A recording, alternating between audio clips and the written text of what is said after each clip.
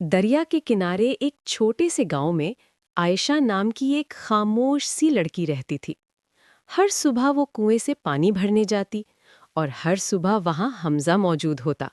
کبھی سائیکل ٹھیک کرنے کا بہانہ، کبھی راستہ دیکھنے کا ڈرامہ، مگر حقیقت میں وہ صرف عائشہ کو دیکھنے آتا تھا۔ شروع میں دونوں نے کبھی بات نہیں کی، بس نظریں ملتی تھیں، اور ان خاموش نظروں میں ہزاروں باتیں ہو جاتی تھیں۔ دن مہینوں میں بدل گئے۔ آخر ایک دن حمزہ نے ہمت کر ہی لی۔ عائشہ، میں یہاں راستے کے لیے نہیں، تمہارے لیے کھڑا ہوتا ہوں۔ عائشہ نے نظریں جھکا لیں، مگر اس کی مسکراہٹ نے سب کچھ کہہ دیا۔ ان کی محبت سادہ تھی، نہ بڑے وعدے، نہ دنیا جیتنے کے خواب، بس چند حسین لمحے، دریا کے کنارے ملاقاتیں، چوری چھپے باتیں، اور ایک ساتھ مستقبل کے لیے کی گئیں دعائیں۔ لیکن محبت ہمیشہ آسان نہیں ہوتی۔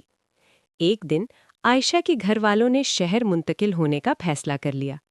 عائشہ بے بس تھی۔ جانے سے پہلے وہ شام کو دریا کے کنارے پرانے درخت کے پاس حمزہ سے آخری بار ملی۔ میں واپس آؤں گی، اس نے آنسوؤں کے ساتھ آہستہ سے کہا۔ حمزہ نے اسے ایک چھوٹی سی نوٹ بک دی۔ اگر کبھی میری یاد آئے تو مجھے خط لکھنا، چاہے کبھی بھیجنا مت۔ وہ چلی گئی۔ سال گزر گئے۔ حمزہ نے شادی نہیں کی۔ وہ آج بھی ہر شام اسی درخت کے نیچے جا بیٹھتا۔ ایک برسات کے دن اس کے گھر ایک پرانا سا خط آیا۔ کاغذ کے کنارے بوسیدہ تھے، سیاہی مدھم ہو چکی تھی۔ وہ عائشہ کا خط تھا۔ اس میں کئی صفحات تھے، وہ سارے خط جو اس نے لکھے مگر کبھی بھیجے نہیں۔ ہر لفظ میں محبت، ہر جملے میں یادیں، ہر سطر میں آنسو تھے۔ اس نے لکھا تھا کہ اسے زبردستی ایسی شادی میں باندھ دیا گیا جسے وہ کبھی نہیں چاہتی تھی۔